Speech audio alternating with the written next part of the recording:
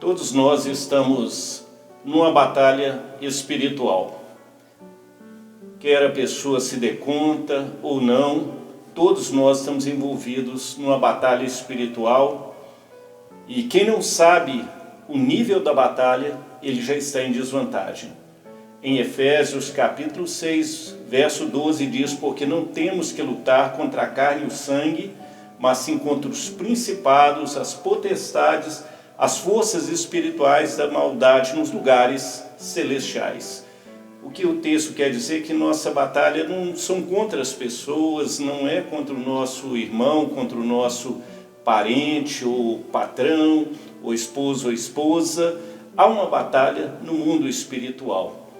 Nós temos no mundo espiritual anjos caídos e os anjos de Deus que guardaram o seu estado original. Nós temos Satanás e seus demônios, e nós temos a Trindade, Deus Pai, Deus Filho, Deus Espírito Santo, e também os anjos do Senhor. Então nós temos que estar atentos a essa batalha que acontece no mundo espiritual, porque o mundo espiritual, ele domina e controla o mundo natural. Ele é muito superior ao mundo natural. E nesse momento, hoje, quero compartilhar com você a respeito dessa batalha e, sobretudo, compartilhar o poder de Jesus. Jesus é o que tem a mais alta patente no mundo espiritual. Hoje nós estamos trabalhando uma série de mensagens aqui no Evangelho de Marcos que mostram o poder de Jesus. O canal nosso se chama Tempo de Vencer e estamos trabalhando a respeito da fé, a fé que vence o medo. E essa fé em Jesus.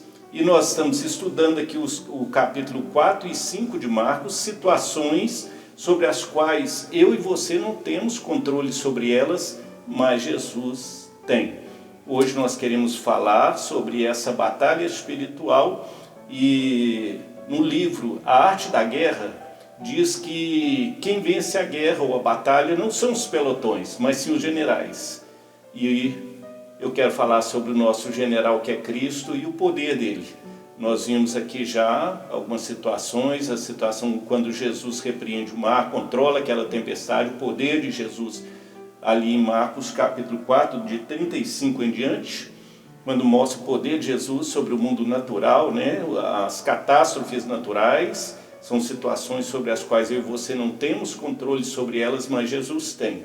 Hoje queremos também falar sobre o mundo sobrenatural, o mundo de Satanás e seus demônios, o mundo dos anjos, o mundo que o Senhor atua, e é um mundo que eu e você também não temos controle sobre ele, mas Jesus tem. Depois vamos falar, numa outra gravação, o mundo das enfermidades e o mundo da morte. São situações sobre as quais eu e você não temos controle sobre elas, mas Jesus tem. Neste momento eu quero que você preste atenção no texto que eu vou ler. Ele se encontra no Evangelho de Marcos, a partir do verso 1 até o verso 20. Acompanhe essa narrativa e perceba o mundo espiritual e também o poder de Jesus sobre essa situação que está narrada no texto. Vamos ler o texto bíblico. Entre mentes, chegaram à outra margem do mar, à terra dos Gerazenos. Ao desembarcar, logo veio dos sepulcros ao seu encontro um homem possesso de espírito imundo, o qual vivia nos sepulcros, e nem mesmo com cadeias alguém podia prendê-lo, porque tendo sido muitas vezes preso com grilhões e cadeias, as cadeias foram quebradas por ele e os grilhões despedaçados, e ninguém podia subjugá-lo. Andava sempre, de noite e de dia, clamando por entre os sepulcros e pelos montes, ferindo-se com pedras. Quando de longe viu, Jesus correu e o adorou, exclamando com alta voz: que tenho eu contigo, Jesus, Filho do Deus Altíssimo? Conjuro-te por Deus que não me atormentes. Porque Jesus lhe dissera: espírito imundo, sai desse homem. e perguntou-lhe: qual é o teu nome? Respondeu ele: Legião é o meu nome, porque somos muitos. E rogou-lhe encarecidamente que os não mandasse para fora do país. Ora, pastava ali pelo monte uma grande manada de porcos, e os espíritos imundos rogaram a Jesus, dizendo: manda-nos para os porcos, para que entremos neles. Jesus o permitiu. Então, saindo os espíritos imundos, entraram nos porcos, e a manada, que era cerca de 2.000, precipitou-se despenhadeiro abaixo para dentro do mar, onde se afogaram. Os porqueiros fugiram e o anunciaram na cidade e pelos campos. Então saiu o povo para ver o que sucedera. Indo ter com Jesus, viram o endemoniado, o que tivera legião, assentado, vestido, em perfeito juízo, e temeram.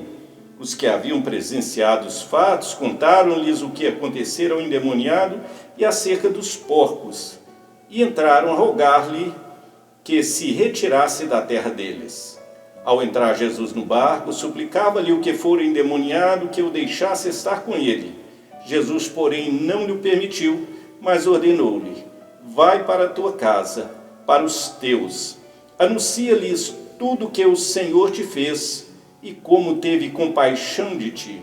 Então ele foi e começou a proclamar em Decápolis tudo o que Jesus lhe fizera, e todos se admiravam. Marcos capítulo 5, de 1 até ao verso 20. Nós temos aqui então uma narrativa muito interessante. Eu daria o nome para essa mensagem aqui: do sepulcro para missões. O valor que Deus dá a uma vida. Jesus, ele entra em território gentílico por causa desse homem. Aquela narrativa anterior, daquela tempestade que acontece, que Jesus acalma aquela tempestade, era exatamente uma tentativa dos demônios, de Satanás, de impedir que Jesus chegasse aqui em Gerasa e libertasse esse homem. Porque Jesus está indo exatamente por causa dessa vida para libertar esse homem. Esse homem, Satanás já tinha tirado tudo o que ele tinha. Ele era um lixo humano, tinha perdido já a família, a sanidade, a paz, tudo. Satanás tirou dele tudo. E aqui mostra o mundo espiritual, a força desses anjos caídos, dos demônios e do estrago que eles podem fazer na vida de uma pessoa. Mas embora ele fosse aqui um lixo humano, eu gosto muito do reverendo Hernandes Dias Lopes, ao comentar também sobre essa passagem, ele diz que Deus não tem lata de lixo. Então Jesus ama a todo ser humano, a todas as pessoas, e Jesus está indo aqui exatamente para libertar esse homem. E é interessante aqui que quando Jesus desembarca do outro lado, encontra este homem, essa vida, os demônios reconhecem quem é Jesus. Perdão. E no verso 7, os demônios exclamam, que temos nós contigo, Jesus, Filho do Deus Altíssimo. No meu entender aqui, eu gosto de pensar que há uma ironia. Em qual sentido? Enquanto aqueles que crucificaram Jesus não sabiam quem era Jesus, e você vai ler nas narrativas dos evangelhos, especialmente em Mateus, próximo à crucificação de Jesus, Jesus sendo julgado ali no Sinédrio, o sumo sacerdote fala com Jesus assim: conjuro-te por Deus que me fale se você é de fato o Cristo, Eles não sabiam, eles tinham dúvida. A liderança religiosa, a cúpula religiosa, tinha dúvida se Jesus era o Cristo, mas os demônios não tinham dúvida. Os demônios aqui, eles estão suplicando, eles estão aqui pedindo permissão a Jesus para não atormentá-los, que eles sabem que Jesus é de fato o Messias, o Cristo, o Filho de Deus, a mais alta patente no mundo espiritual. Então, é muito interessante essa comparação, porque Jesus vira para o sumo sacerdote e fala: se eu falar, vocês não vão acreditar. eles não entendiam que Jesus era o Cristo. E exatamente o que está sendo revelado aqui no Evangelho de Marcos, em todos esses episódios que nós estaremos fazendo algumas gravações, é exatamente mostrando a identidade de Jesus como sendo o Cristo, o Filho de Deus. Eles entendiam, a liderança religiosa entendia que Jesus, ele era um homem como outro qualquer, mas não entendia que ele fosse o Cristo. E aí alguns brincam que Cristo é maior do que Jesus, e essa brincadeira se dá por quê? Porque Jesus é uma referência ao nosso Senhor na sua humanidade enquanto homem, o chamado Jesus histórico. Mas Cristo é a palavra que vem lá do Velho Testamento, a palavra Messias no hebraico, e no grego a palavra Cristo, que significa, é a mesma palavra que significa o enviado de Deus, ungido de Deus. Então a liderança religiosa entendia que Jesus era um homem, como qualquer outro, mas não entendiam, não conseguiam discernir no mundo espiritual que ele fosse de fato o Cristo.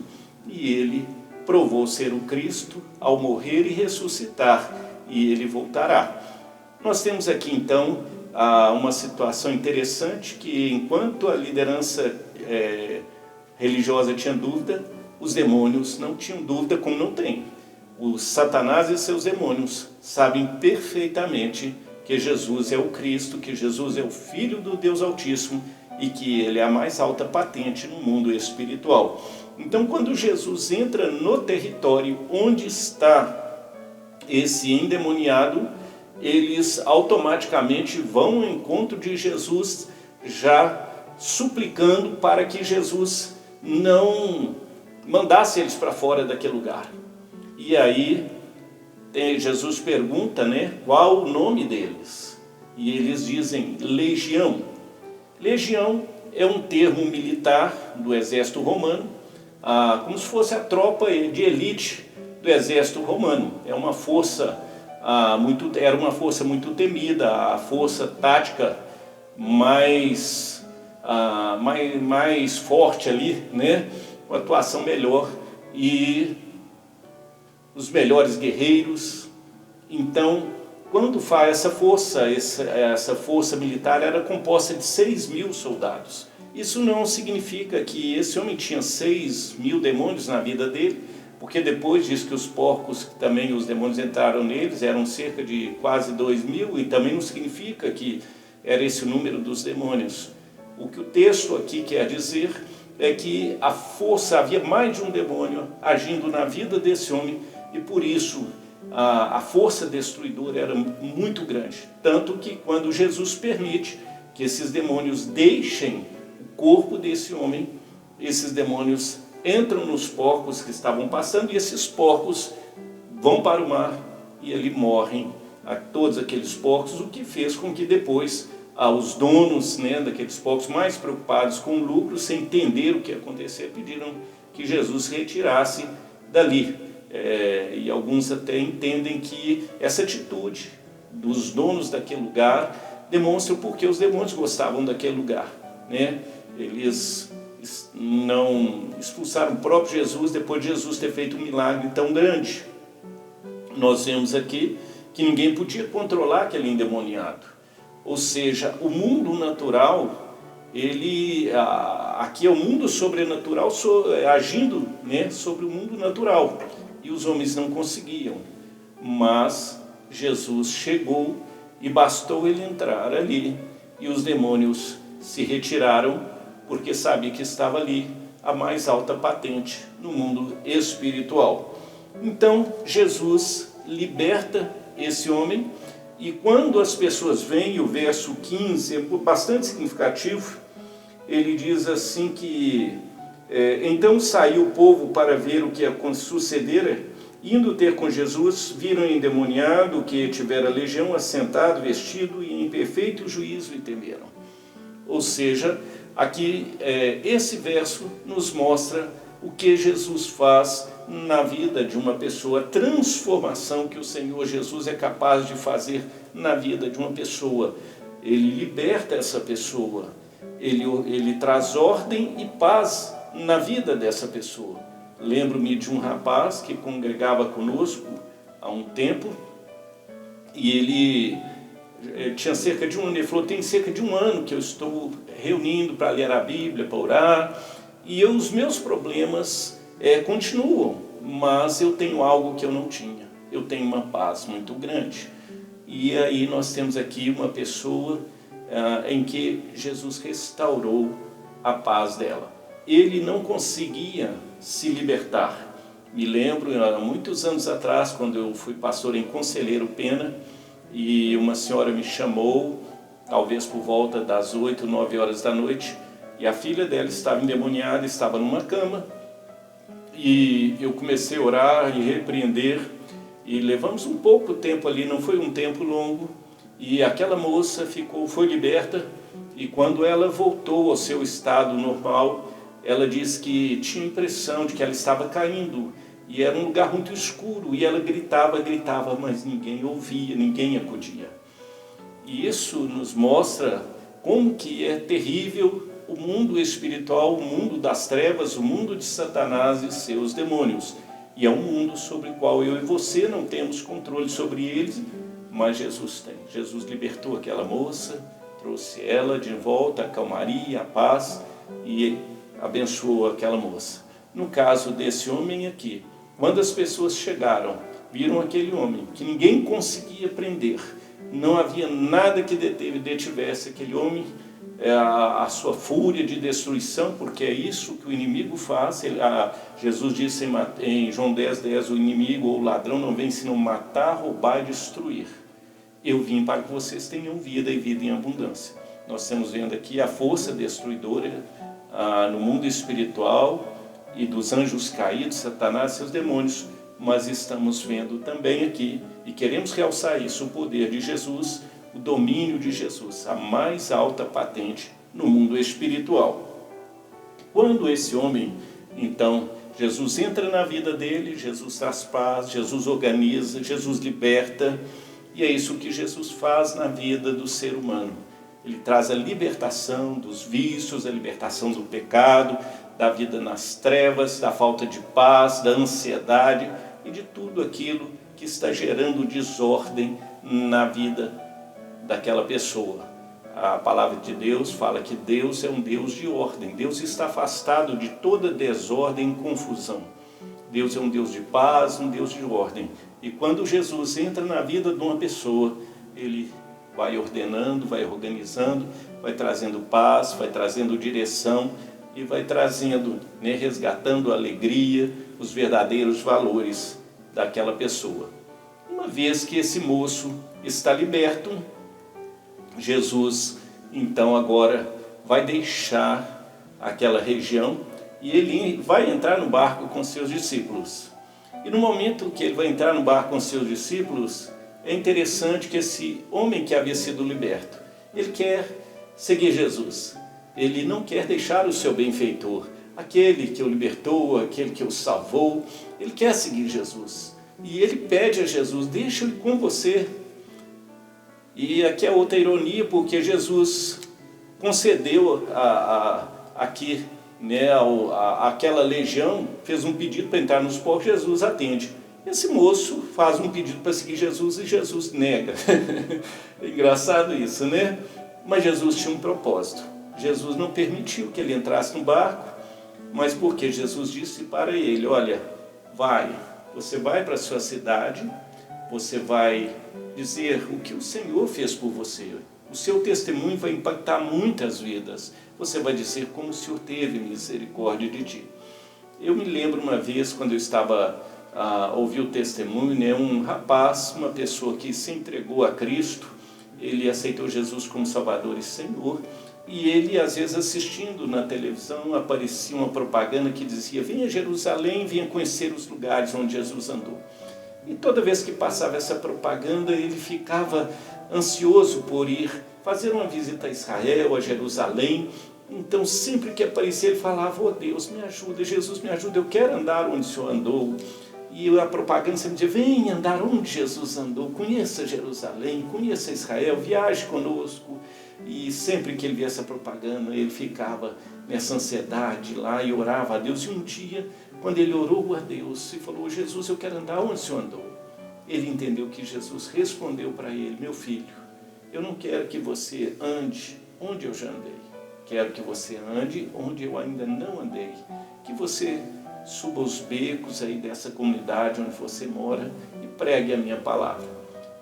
Quando eu assisti esse vídeo, ele era um vídeo, né, e já era esse testemunho desse homem, desse rapaz que já estava na sua comunidade pregando o Evangelho, andando onde Jesus literalmente, né, não tinha andado como na sua humanidade, pregando a palavra.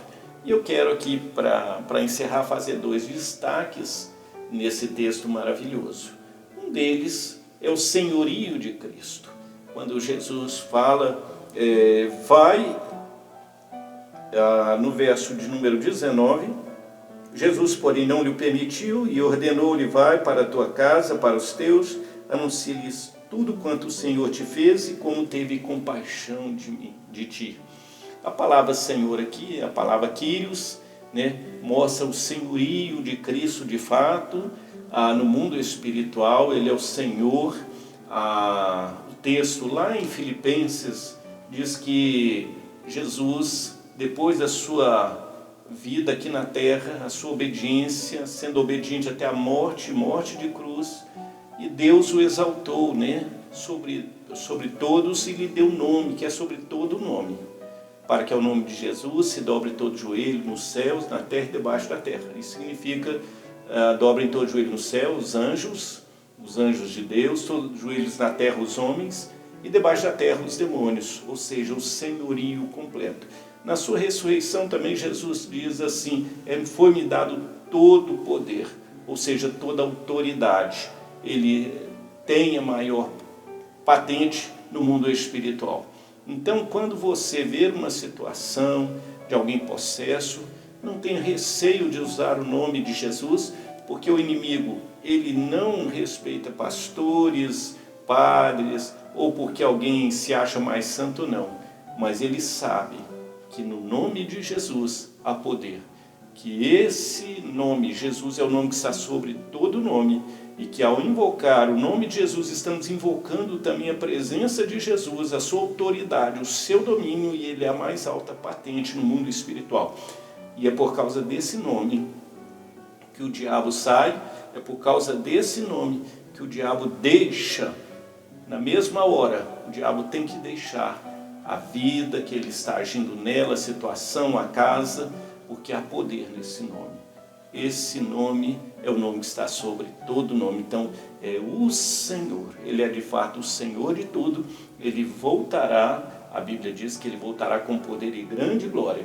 Ele vai levar consigo a sua igreja amada, a qual ele resgatou com precioso sangue.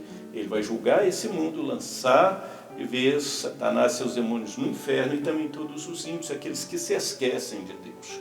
Então, tome posse do nome de Jesus. Não tenha medo, porque de fato o inimigo, eu e você não podemos nada das nossas forças contra o inimigo, mas nós temos o nosso Senhor Jesus Cristo, Rei dos reis, Senhor dos senhores.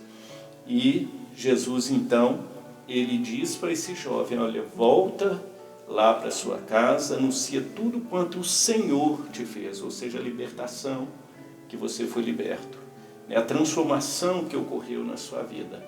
E nesse momento, quando Jesus não permite que esse moço entre no barco com ele, mas envia ele de volta à cidade dele, à família dele, aos parentes dele, Jesus está também comissionando esse jovem para ser um missionário na sua própria terra, o que a gente diria, talvez não é um missionário autóctone, é um missionário da própria terra.